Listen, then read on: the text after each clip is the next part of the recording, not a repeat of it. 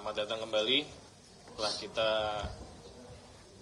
liburan Idul Fitri ya, cukup panjang. Saya nggak ketemu rekan-rekan sekalian. Ini hari pertama kita melakukan doorstop. Untuk itu saya buka kesempatan bagi teman-teman yang ingin menyampaikan sepatah dua patah kata. Silakan.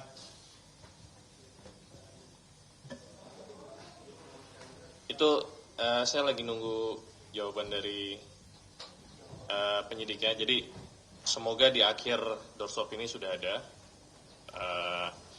Mungkin bisa dilanjutkan dengan pertanyaan yang lain.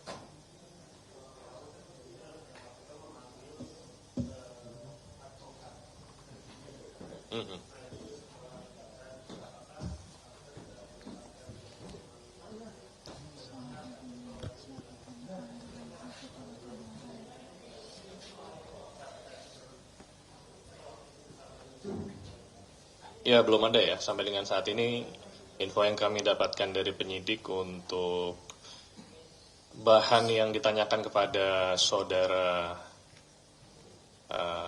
F, termasuk juga adik kandungnya, sudah cukup. Namun tidak tertutup kemungkinan bila nanti ke depan ada informasi maupun alat bukti yang diperlukan untuk diklarifikasi kepada yang bersangkutan akan dipanggil lagi. Tapi sampai dengan saat ini untuk sementara sudah cukup. Terkait pertanyaan pemeriksaan saudara DST ya, sudah selesai belum? Sudah pulang ya? Baik. Jadi informasi yang didapat dari penyidik yang bersangkutan dimintakan keterangannya terkait pertemuan, informasi pertemuan antara yang bersangkutan dengan saudara HM di Kuala Lumpur, Malaysia. Ya. Konteksnya itu, namun lebih teknisnya masih belum dapat dibuka oleh penyidik, masih memerlukan waktu untuk diperdalam. Jadi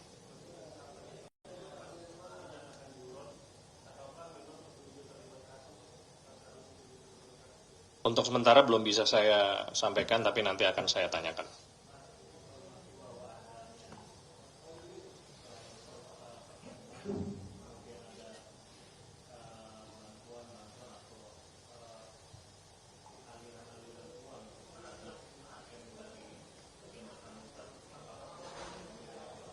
Kalau aliran uang belum ada infonya. Jadi baru ada pertemuan di sana, di KL, pembahasannya terkait ada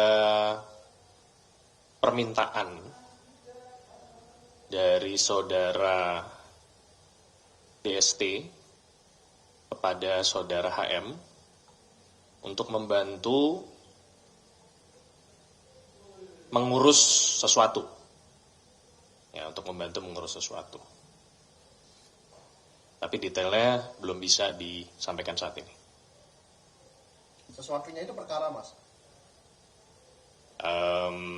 Nanti saya tanyakan penyidik dulu ya, bisa disampaikan ke teman-teman atau belum.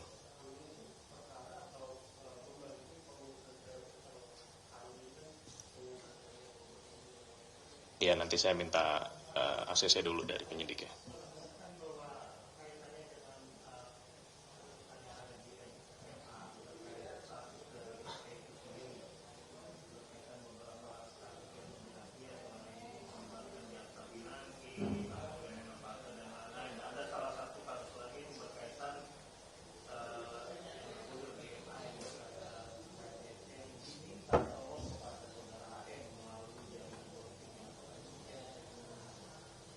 Saya tidak bisa mengiyakan, tapi akan saya tanyakan teori asumsi dari Mas Mario itu.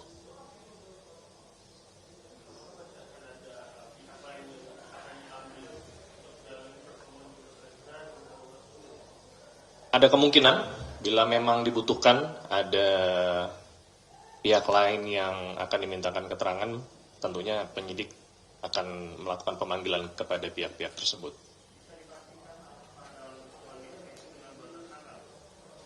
Belum bisa dipastikan. Untuk sementara baru HM saja.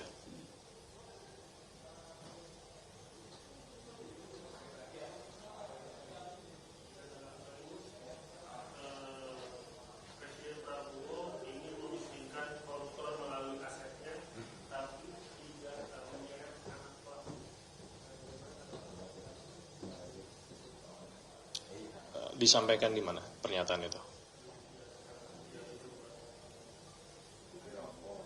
Oke, kalau untuk pastinya tentu nanti saya akan cek terlebih dahulu ya, agar tidak ada salah konteks dalam memberikan jawaban. Namun dalam hal pemiskinan koruptor, saya pikir ini menjadi sebuah cara yang sudah banyak diharapkan tidak saja oleh KPK namun juga oleh masyarakat Indonesia. Ya, bentuk pemiskinan ini tentunya perlu dibuat undang-undangnya. Ya. Undang-undang seperti apa nanti bentuknya kita juga perlu ada pembahasan para penegak hukum, dalam hal ini dari sisi yudikatif, lalu dari sisi eksekutif, dan tentunya legislatif.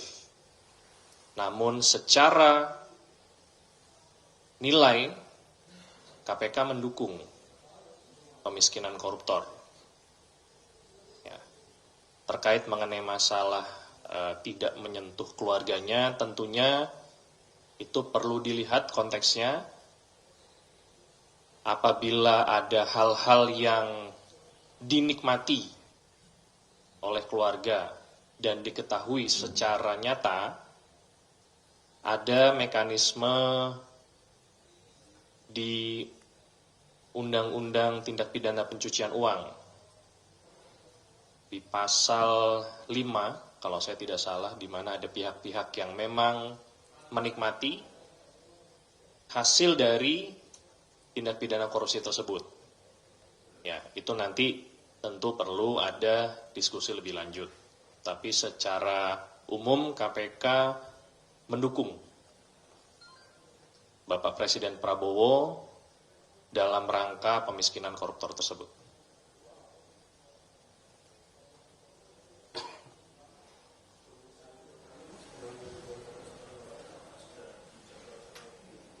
Belum ada jadwalnya, sepanjang pengetahuan saya. Sebagaimana yang rekan-rekan ketahui bahwa sudah ada proses penggeledahan ya di rumah yang bersangkutan, tentunya secara umum akan ada klarifikasi kepada yang bersangkutan terkait alat bukti yang sudah dilakukan penyitaan dari rumah yang bersangkutan. Tetapi kapannya kita tunggu aja.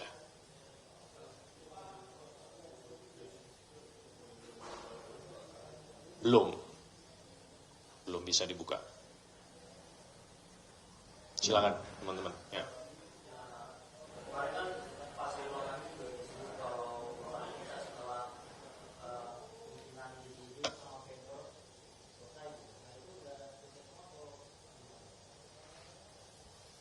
Sepanjang pengetahuan saya belum selesai.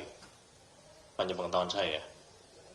Jadi kalau konteksnya adalah pemeriksaan setelah pemeriksaan itu ya masih berlangsung.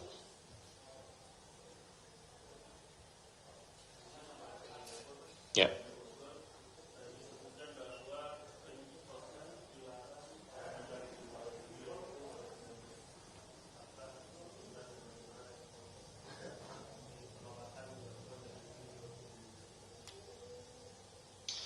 Informasi terakhir yang saya terima dari PLT Kepala Biro Hukum KPK, Mas Iskandar, terakhir dari hakim sudah menanyakan kepada tergugat, termasuk kuasa hukumnya, apakah akan menambah kuasa hukum. Dan info yang kami dapatkan sudah dilakukan penambahan dan diperbolehkan dan sudah dimintakan untuk diajukan kepada PN Bogor. Jadi harapan kita untuk sidang berikutnya dari Biro Hukum bisa bersama-sama kuasa hukum dari IM57 mendampingi penyidik saudara RPB di persidangan tersebut.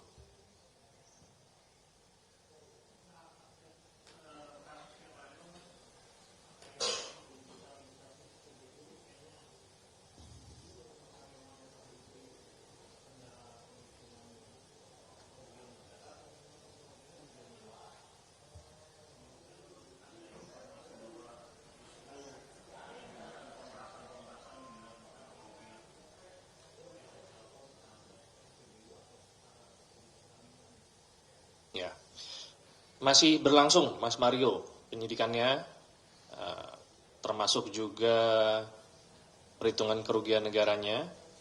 Tentunya penyidik dalam hal ini akan mempelajari semua bentuk tindak pidana korupsi yang ada di situ, tidak hanya dari sisi kerugian negaranya. Apakah di situ memang ada seperti yang Mas Mario sampaikan bentuk pemerasan, itu nanti akan didalami.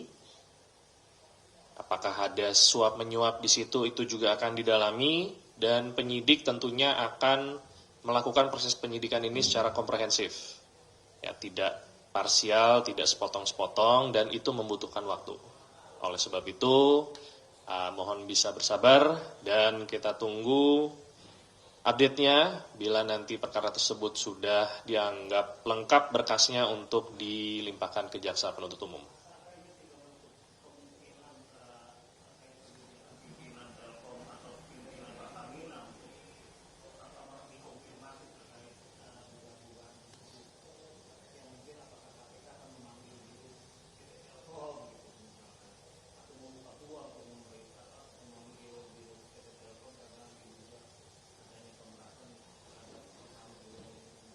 Ya, saya tidak bisa berasumsi, namun sepanjang pengetahuan saya bila memang ada pihak-pihak yang keterangan yang dibutuhkan akan dipanggil oleh penyidik untuk dimintakan keterangan.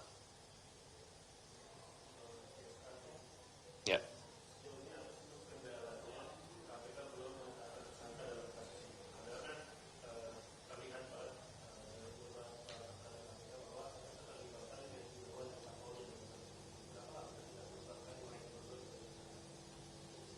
Ya, karena prinsip kehati-hatian yang dilakukan mulai dari proses penerimaan pengaduan, penyelidikan, bahkan sampai di tahap penyidikan, di mana sudah ada upaya paksa atau pro justisia, maka KPK perlu berhati-hati dalam menetapkan seseorang untuk menjadi tersangka. Hal ini itu tentu tidak hanya terjadi saat ini, ya. Mulai dari KPK berdiri di pada saat itu tidak ada mekanisme SP3. Proses penetapan tersangka itu memang memerlukan tidak hanya minimal 2 alat bukti.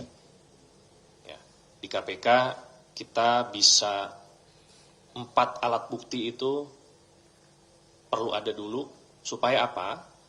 Agar jaksa penuntut umum, termasuk struktural, yakin pada saat perkara ini disajikan dan disidangkan, hakim yakin bahwa memang betul ada perbuatannya yang dilakukan oleh tersangka. Jadi saya pikir akan ada waktu siapapun yang memang berdasarkan alat bukti akan ditetapkan sebagai tersangka di KPK. Jadi tidak terlalu cepat, tidak terlalu lambat. Demikian.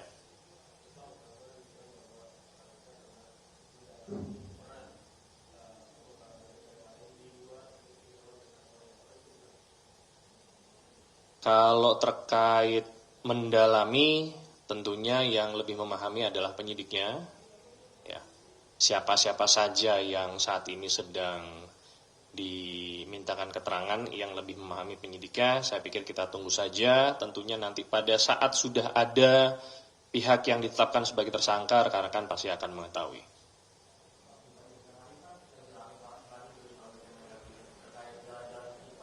Bupati Indramayu.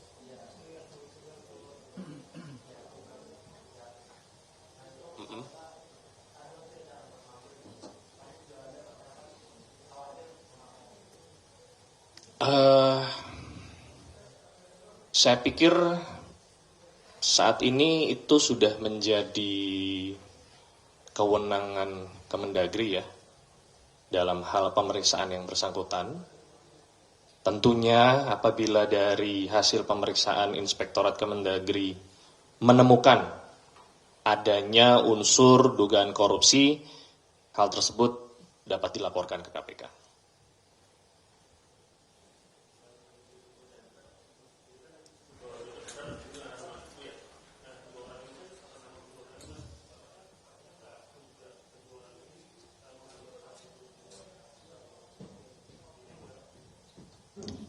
Ya, semua hal dan semua asumsi sedang didalami oleh penyidik.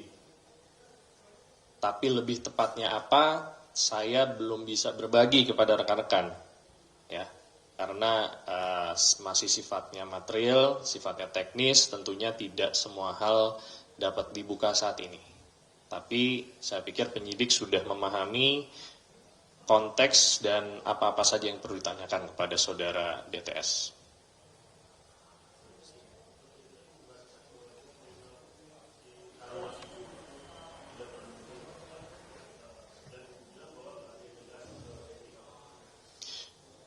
Ya, info yang kami dapatkan ya, kembali lagi, penyidik mendapatkan informasi adanya pertemuan saudara DST dengan saudara HM di Kuala Lumpur. Nah, pertanyaannya kan apakah informasi tersebut valid atau terkonfirmasi?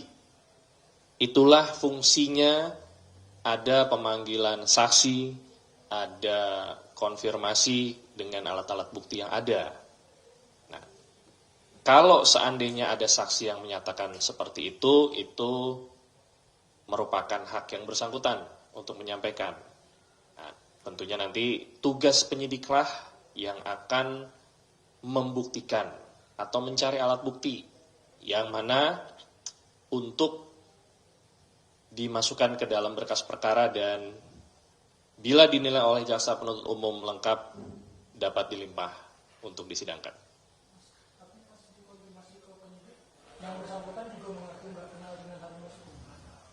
Saya tidak tahu apakah itu ditanyakan atau tidak.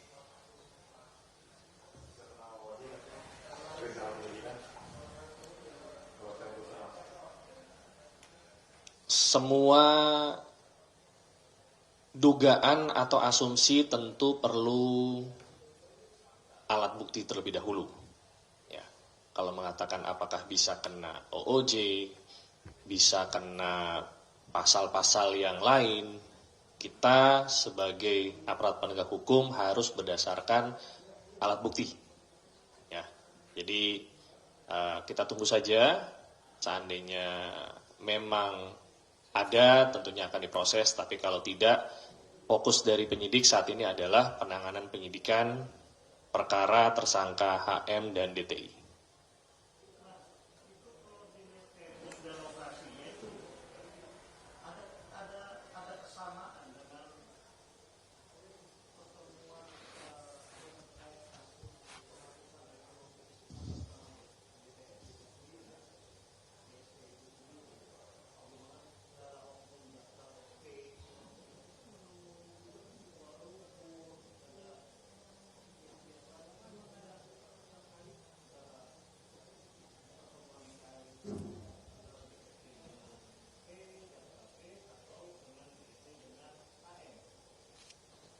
Ya, tempusnya saya tidak diberitahu Mas Mario kapan dilakukan pertemuan tersebut ya.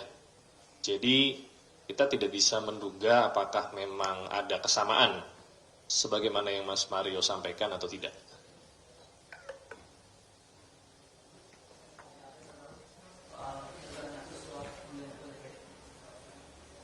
Dugaan kasus DPD. Sampai dengan saat itu laporan ya, pengaduan ya. Bulan apa tuh? Februari ya. Ya. Kemungkinan besar masih dilakukan penelaahan, ya, karena sifat informasi di Direktorat PLPM maupun Direktorat Penyelidikan ini sifatnya tertutup. Jadi sampai dengan saat ini saya belum terinformasi ada perkara tersebut dinaikkan ke tahap penyidikan.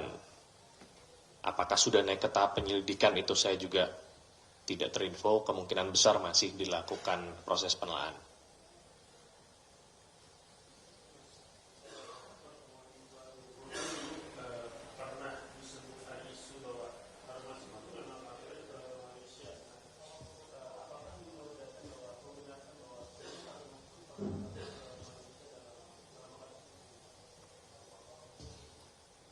Belum ada info terkait itu.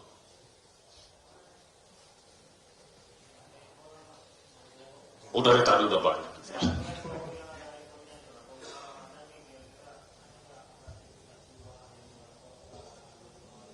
Masih dipelajari, ya, masih dipelajari karena pertanyaan ini juga terjadi selama libur Idul Fitri ya kepada saya selaku juru bicara dikarenakan kantor juga baru aktif kemarin, jadi masih dilihat dan dipelajari apakah ada laporan-laporan yang masuk terkait gratifikasi yang dilaporkan kepada KPK atau tidak.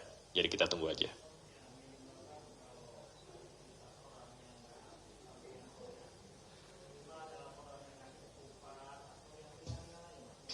Kalau ada nanti akan kami sampaikan ke Mas Mario.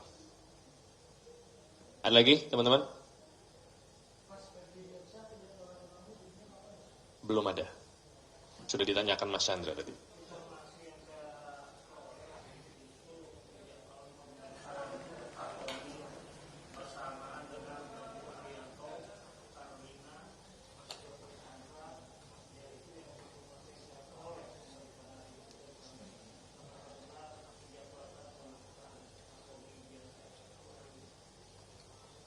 Belum ada kalau hari ini. Hari ini hanya satu saksi saja di tingkat penyidikan. Saya tidak tahu kalau ada panggilan di tingkat penyelidikan ya, teman-teman.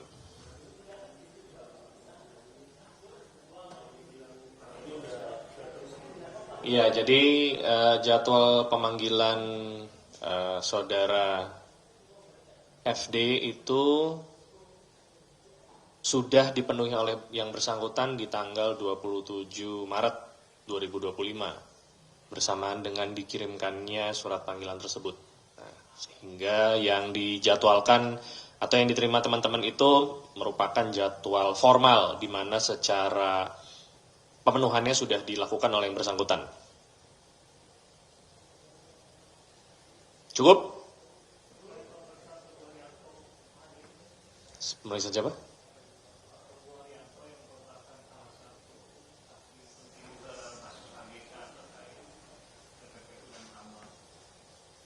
Tidak ada di tingkat penyidikan. Bisa jadi.